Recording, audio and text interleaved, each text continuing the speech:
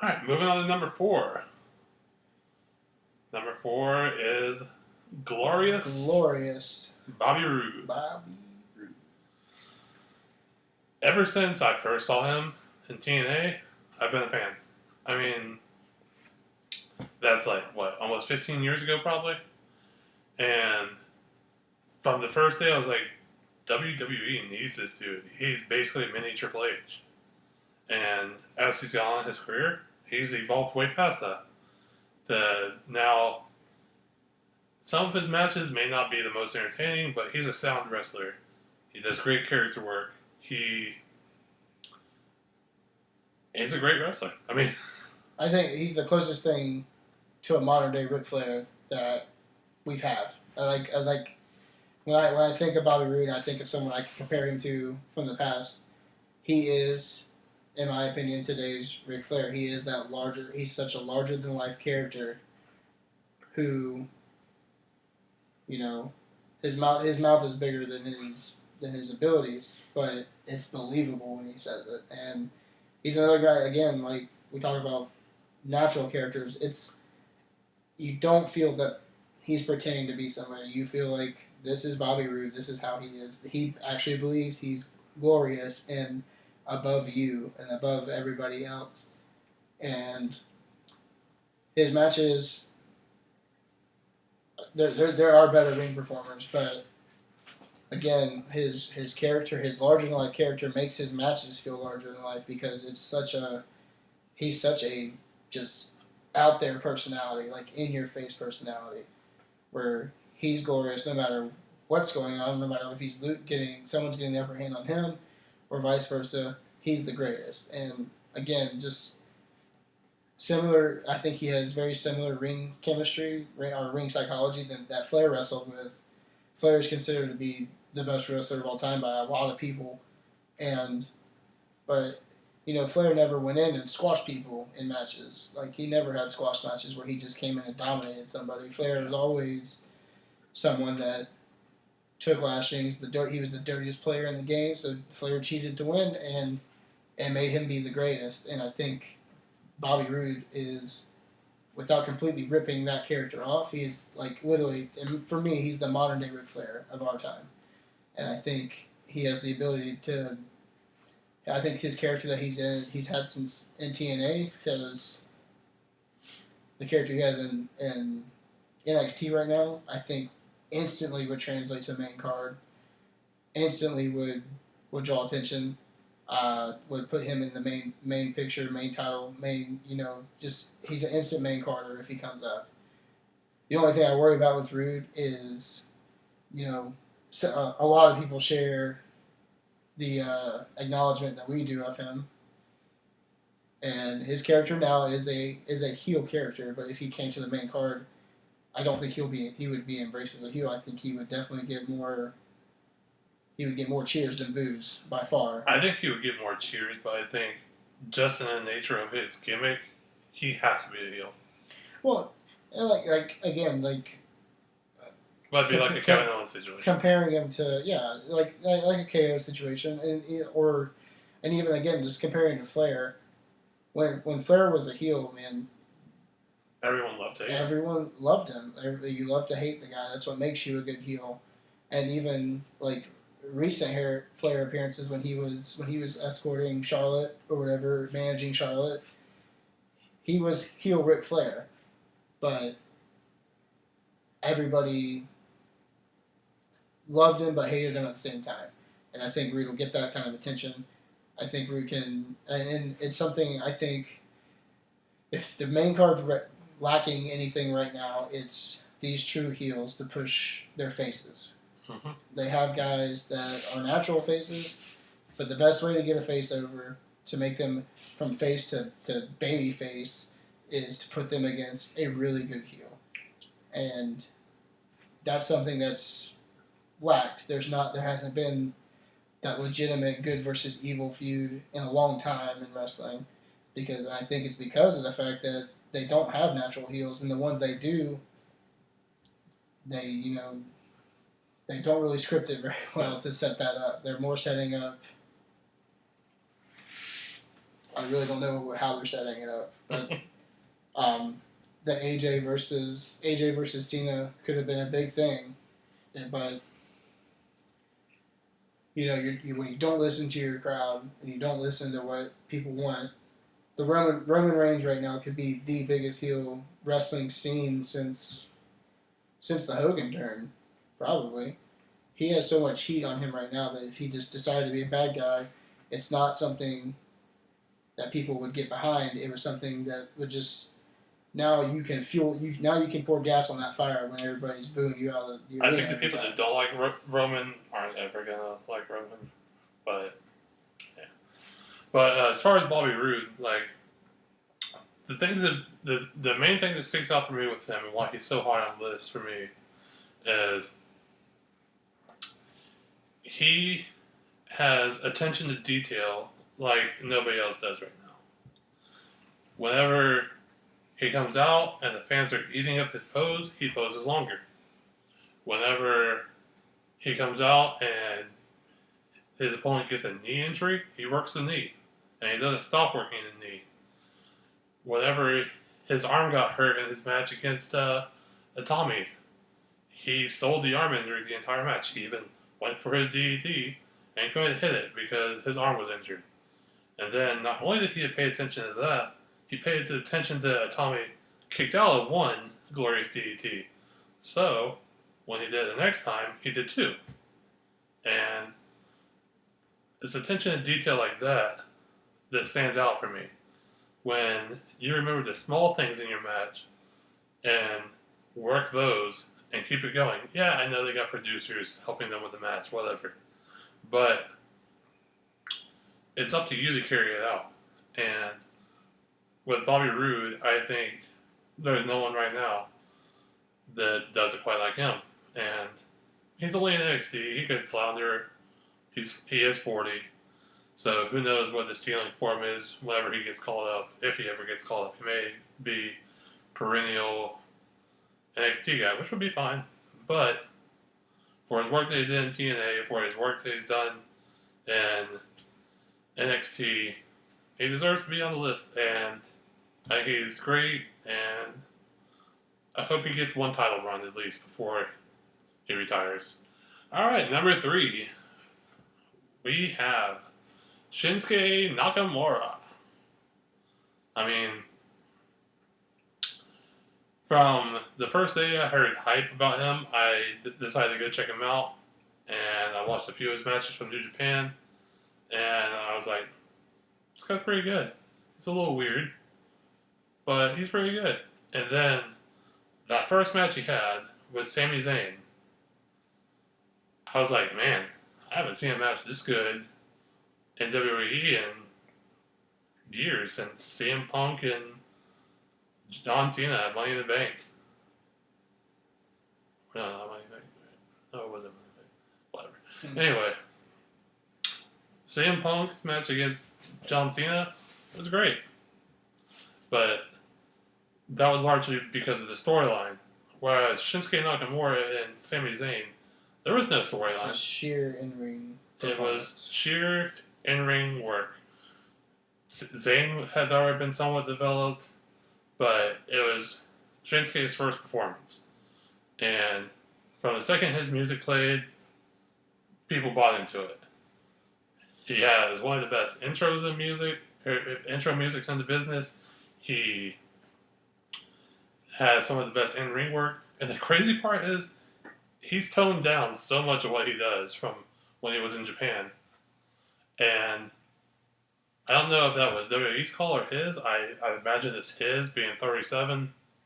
But even with toning it down, he's still head and toes better than 95% of the wrestlers they have. And while he may not have that great of English, the things he does say are usually pretty funny, or you can at least understand them, and it makes sense for his character. So, with his run in NXT, he basically carried NXT for a year. And then he made Joe feel relevant when Joe came in. He made Bobby Roode feel relevant when Bobby Roode came in. Everyone he's faced, he's made them feel relevant. And that's saying something for a guy that up till just over a year ago didn't exist in WWE. And the only worry I have about him is that he's foreign and that English isn't his first language. Because WWE usually kind of has a hard time getting those people over because they don't know what to do with them.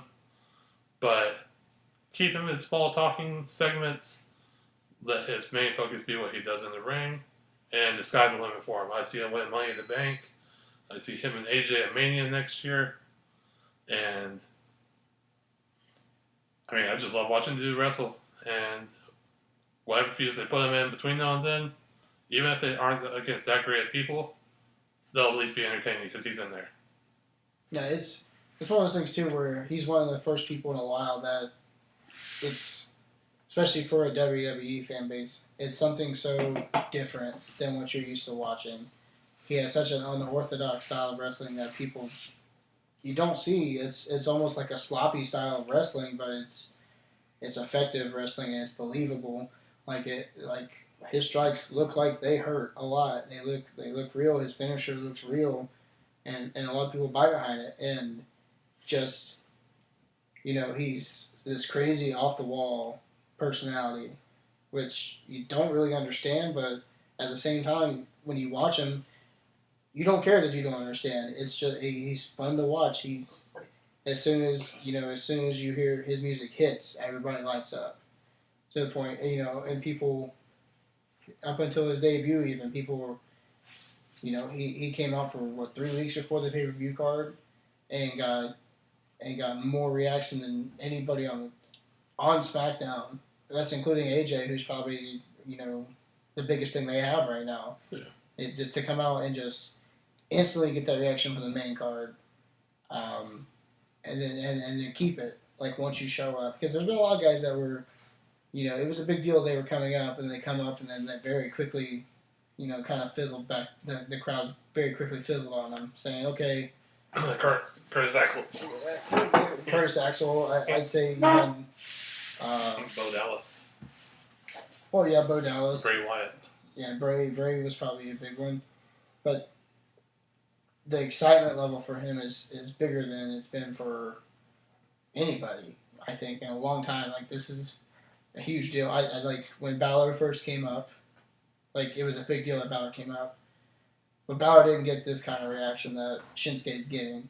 And I think for once, WWE hears it and they're listening to it. They said, okay, you want Shinsuke, we're giving you all a Shinsuke. And my biggest thing is I don't know. My biggest worry with him is I don't know how long the hype will last.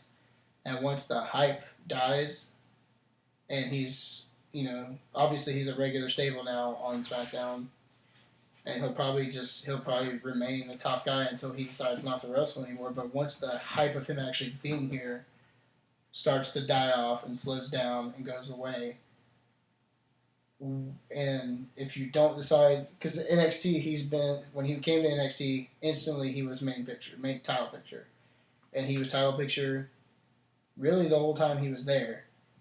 So if in WWE, because it's so cluttered there usually anymore, especially with the names they have on both shows, with SmackDown being, there's a lot of big names on SmackDown making raises with. They're trying to build guys there. If you're not involving Shinsuke in the title picture, will the crowd accept him at a mid-tier card? And that's the part I worry about with him, especially with his English being as bad as it is, because I think once you get down to mid-tier, like mid-card level, like your promos they're gonna rely heavily on promos there. I feel like if you want to stay relevant, and I don't know how strong his promos are gonna be with his English being as bad. I don't see him dropping to the obscurity levels like say that like a Dolph Ziggler has dropped to, or people like that. But I'm just worried that if WWE doesn't capitalize on the hype train while it's as hot as it is now, if they decide to skip out on it or wait too long, I feel like it's another thing of a missed opportunity. That's something that could be huge. Like he said, AJ and Shinsuke is a dream match for everybody now, especially since they decided to put them on the same show together. It's inevitable that eventually these two guys are going to run into each other. And if I was WWE, I would tease it now, get everybody ready for it, get everybody excited for it. I also believe that Shinsuke will be Money in the Bank champion. I feel like I don't know. I feel like he will cash in on Jinder, or he'll beat Jinder for the belt, because Jinder, which this is another topic for another day, but Jinder, I believe, is. I think it's a great thing that he's champion right now, because I think whoever you decide to be your babyface, to let them go over on Jinder will just solidify them as the babyface. And someone like Shinsuke, I think that's the perfect thing for him to. That's the best way to capitalize on all this hype, all this excitement for him, is to have him come and beat this guy who collectively the universe is against being champion, almost like a savior in that sense.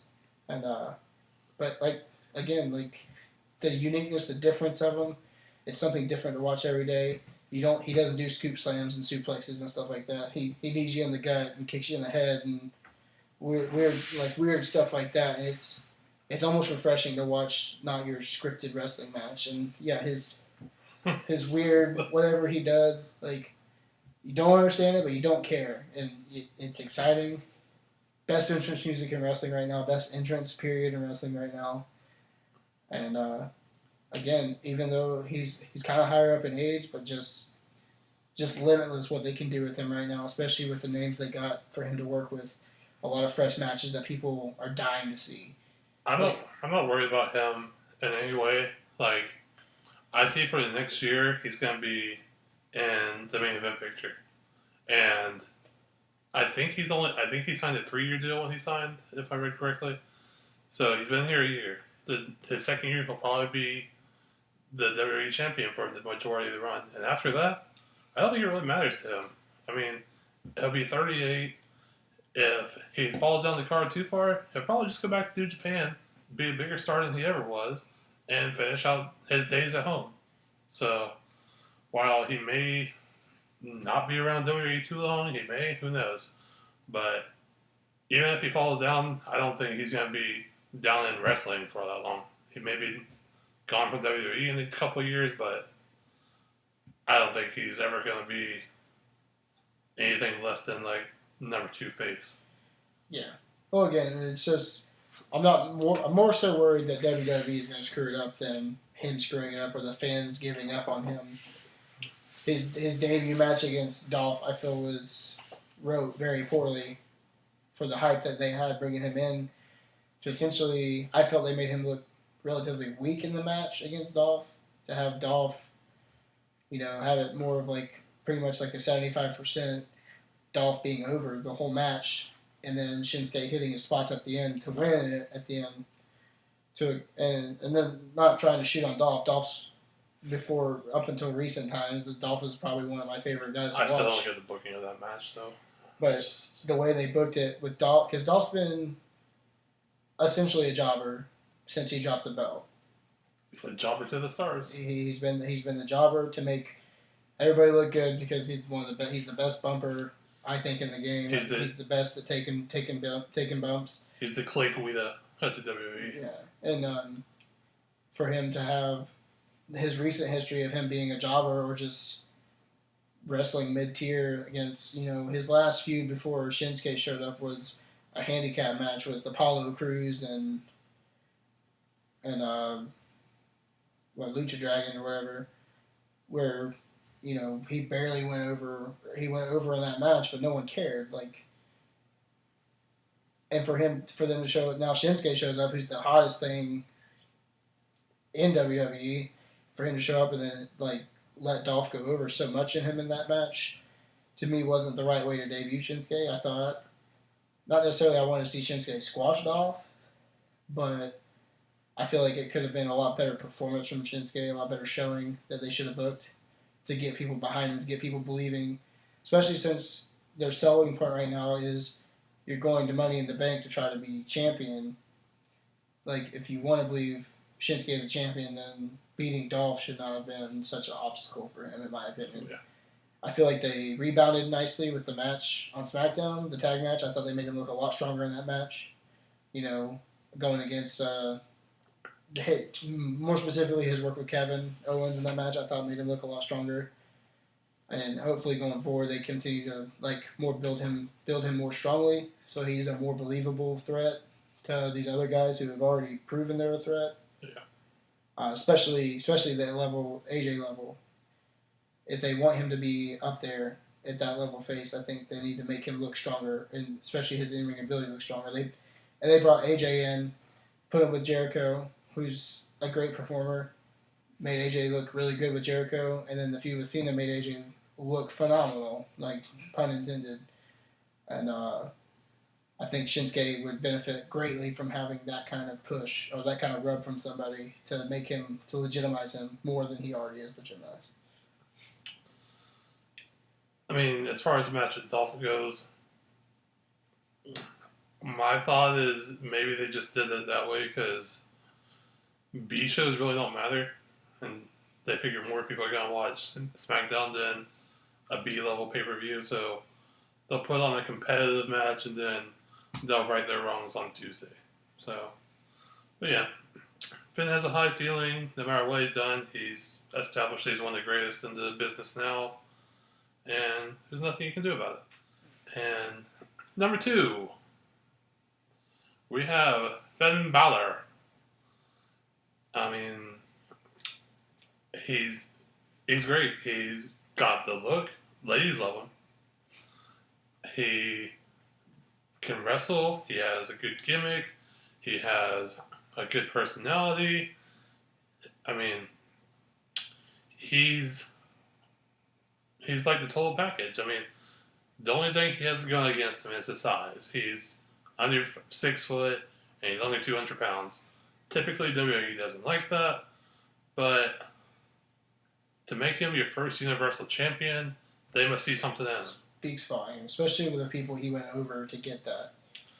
I mean, I don't like at all that he lost to Roman Reigns when Roman Reigns is supposed to be hurt. I mean, if he's hurt, they should have played up the fact that Finn beat him because he was hurt. Yeah, they could have protected Reigns still and still had him lose that match. Rather than easily. All Finn losing that match was hurt him. I think his segment with Paul Heyman was supposed to try to help him recover from that. And I think for the most part it did. But I just wonder what they're going to do with him. I mean, I hope he's not just Brock's first victim. My hope is that he has a really competitive match against Brock and then somehow loses in the end. And then over the course of the next year, I'd like to see Brock go against each one of those other participants in the 5-way. And I know it's probably going to be Roman Reigns that beats Brock. But I would love if Roman Reigns lost to him and Finn Balor got another shot at him and Finn was the one to do it. Because that's the closest thing to a true David and Goliath they have now. They have the little Finn Balor and the beast Brock Lesnar. You have the demon versus the beast, David versus Goliath. Any way you want to book it, it would be a classic. And if Finn won that, it would be huge for him. I mean, everything they've done with him shows that they have nothing but confidence in him. I just hope that... My hope is, if he does lose to Brock, it's because he's not the demon. My hope is, if he gets a shot at Brock and he loses to him, it's because he just wrestles as Finn Balor. And then over the next year, it's all about him finding the demon again. And becoming the demon. And when he finally becomes a demon again, maybe at Mania next year, if they choose to go that way, or whenever it happens, have him beat Brock as the demon. It'll get the gimmick over, it'll get him over. He's already over. But it will do so much for him, man, that character. And I think he is one of the guys in the company that has legitimate chance of not just being mainstream success, but international success. So I see nothing but good things for Finn. I just hope it happens sooner rather than later. Yeah, we jumped from Shinsuke to Finn. Like I said when I talk about Shinsuke, number one entrance in wrestling right now. Number two entrance in wrestling right now for me, Finn Balor. Add the demon gimmick to it, and then you're neck and neck for the top entrance in wrestling, in my opinion. His his wrestling matches are just flat out exciting. Even from the cliche spots that he does, it's something to get behind. Um, the setup right now to face Brock, I think if they for my money, you put Finn in that match. We've seen Roman versus Brock. We've seen Seth versus Brock. No one wants to see that. Again, I don't feel. Samoa Joe, I don't think is a good fit for that. With Brock technically being, I guess you could say Brock's a hero right now. I don't really know. I think it'd be a hell of a fight and a good match, but I don't think Joe should be the one that beats him. Well, I think a Joe match. I think if Joe loses, it hurts Joe a lot, regardless of the fact that he's losing to Brock. But if Joe beats Brock, that hurts Brock a lot more. Same thing with Bray, mainly because of the way they booked Bray through his whole career. Bray's done. Bray, the notorious Bray Wyatt choking the big match at the pay-per-view kind of thing, like build him up to be this invincible guy, and then shows up pay-per-view and then jobs out to somebody. That's another thing no one wants to see, I don't think. And his character, I think, to build a match with Bray and Brock would take a lot of promo work, which means Brock would have to be appearing a lot, which isn't in Brock's contract. So I feel like they wouldn't be able to build that feud properly. The promo battles between Heyman and Wyatt would be great. I just don't. I don't want to see Bray versus Lesnar in the ring. But the like Justin touched on, the David Goliath feel of a match is just always intriguing, and it's a matchup where you don't really know what to expect. You got Brock, who's Suplex City. This guy is just a big monster guy that's just gonna throw you out of the ring, and then you got Finn, who's essentially cruiserweight-esque wrestling style. He's super fast. He's running around the ring, flying around the ring everywhere. And it's an element where it's, how much heart does Finn Balor have to take on the Beast or whatever. And I think we're going to get that. I think the fact of Heyman coming out was a foreshadowing of that. I don't think Finn will go over on Brock at SummerSlam. But I think that's by far the easiest sell for WWE is to sell that match, because you can have more of there's more to get behind with Finn than anybody else to face Brock, especially when you're still trying to portray Brock as this unstoppable monster. Like even after they poorly booked him against Goldberg the way they did, for them to turn around and to basically want us to forget that happened. And now Brock's back to being the invincible monster that he was. I mean, to be fair, look, Kevin Owens didn't do any better against Goldberg, so. Well, at least with Kevin Owens, it was a distraction. You can't say that he was distracted by Jericho, and then he got speared off the distraction. With Brock, it was literally Brock came and did a move to Goldberg, and Goldberg just took it and just buried him, essentially. And Finn's, it's a great rebound. I would like, the biggest the complaint I have about Finn, which I don't know how I feel about it. I think Finn would be great with a mouthpiece. His microphone work to me isn't the greatest work. I really don't know how you can make it better, other than giving him a mouthpiece. But at the same time, he's such a. I don't think he needs a mouthpiece. I think his character doesn't need one. It's just. I think his character is best as it is now, where he's basically just average dude, and then he cuts average dude promos, but when he puts the paint on and he becomes the demon, something changes him, and I think that's best. I think he's best left as he is.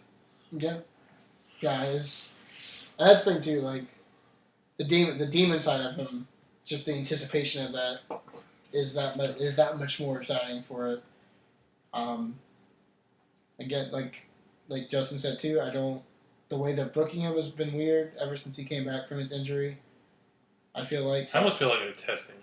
so. I really hope that like if he doesn't go over at Money in the Bank or Extreme Rules or what's the Money in the Bank? This is Extreme Rules for Raw, right? Money in the Bank is SmackDown. Yeah, so if he doesn't go over Extreme Rules in the 5-way, I think it's a very big displeasure for WWE to the audience. I think he is the person everybody wants to win that match. Plus, there's already established feuds they could run with Rollins and Joe. I think is still a very fresh feud they could touch on to help both those guys out. There seems to be that's a believable feud between the two since Joe is the guy that hurt Seth, essentially. Even though Seth's like blame Triple H for that, but Joe was the actual perpetrator of the attack. So I feel like that's a story that if they want to keep telling Seth's story is following up on that, then it makes sense for him to still feud with Joe. Yeah. Roman Reigns. I know with Strowman getting hurt, I think that put a big wrench in everything that they want to do with Roman.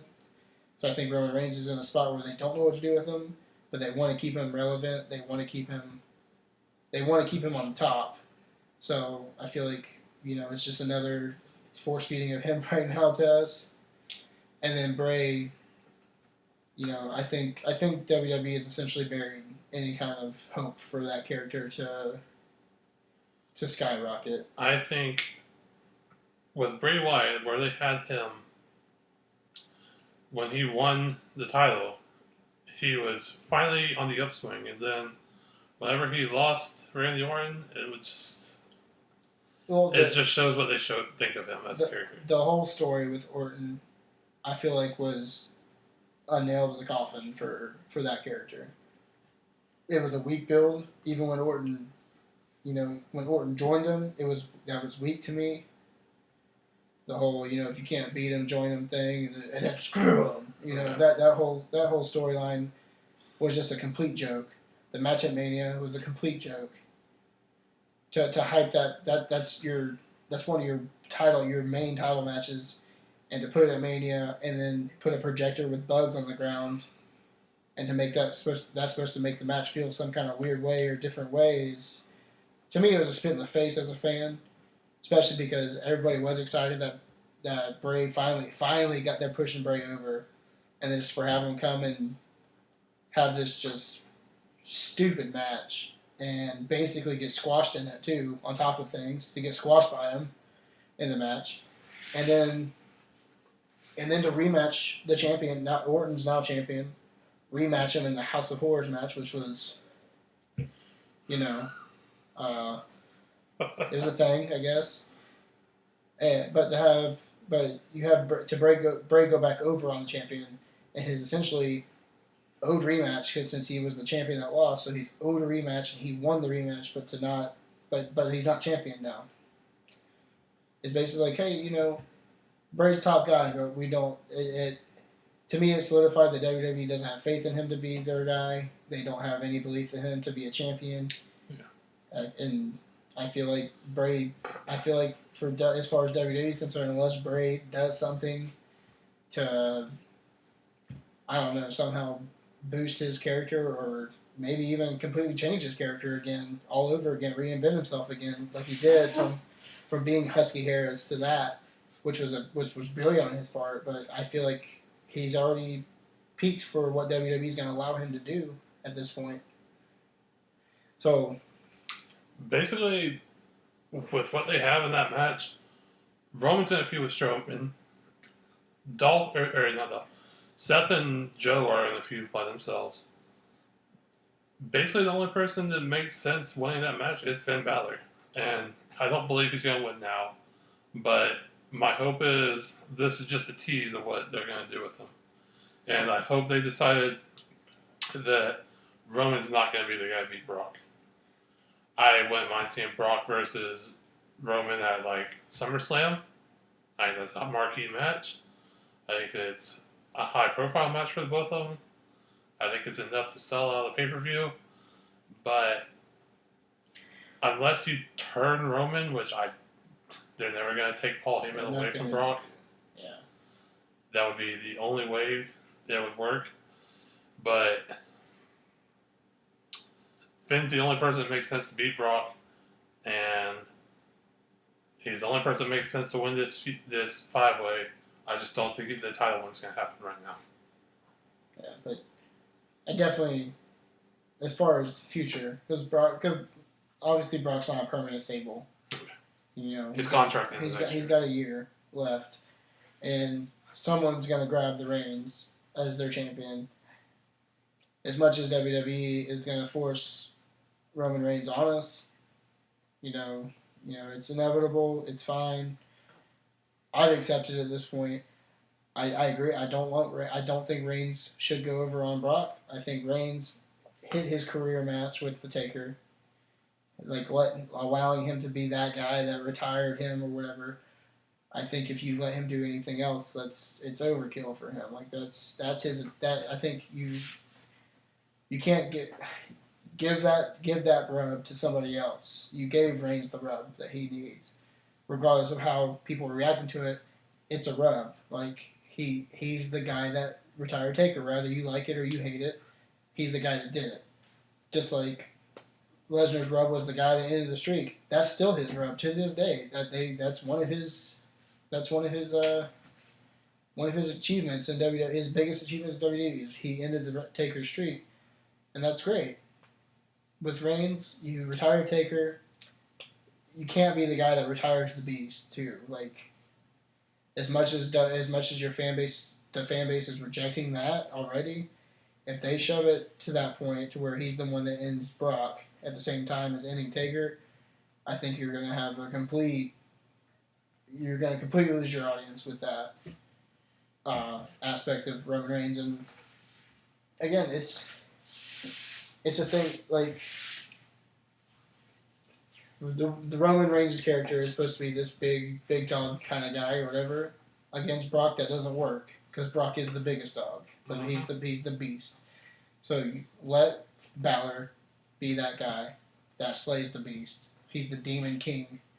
Like, the metaphors and everything to it just make so much more sense with Finn. And then now you can put Roman back in that picture with Finn, and now Roman's character becomes a lot more believable. Fighting a guy like Finn as being the big dog. This is my yard. You're in my yard, little boy. Like, and with Roman Reigns being the more powerful, dominant guy, and it just, future wise, for my money, Finn should be their guy, and I think with Finn being that, I think it's easy to set up any feud with Finn. They tease, we just talked about Bray Wyatt being buried essentially, but when they tease Bray and Finn, they teased the Bray and Finn feud initially.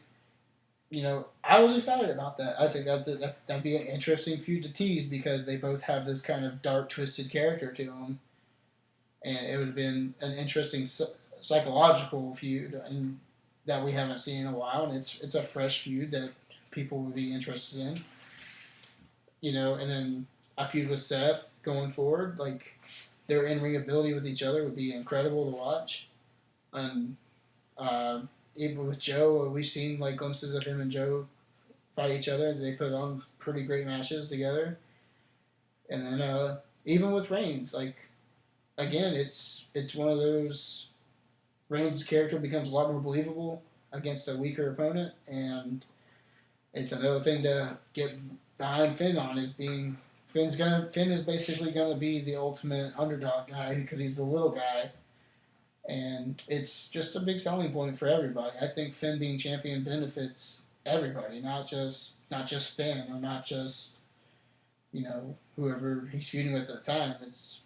I think it's a win for Raw to put the belt back on Finn, because it's an easy run for anybody to face him, to beat him, and I think The hate for Reigns right now is very strong, and I think if they give the fans a rest on it a little bit, just a little bit of like a break from having him just shoved in our face, I think people will start to accept him more because Reigns isn't bad in the ring. He isn't a bad performer. He's not bad on the mic necessarily. It's just how he's being presented to us.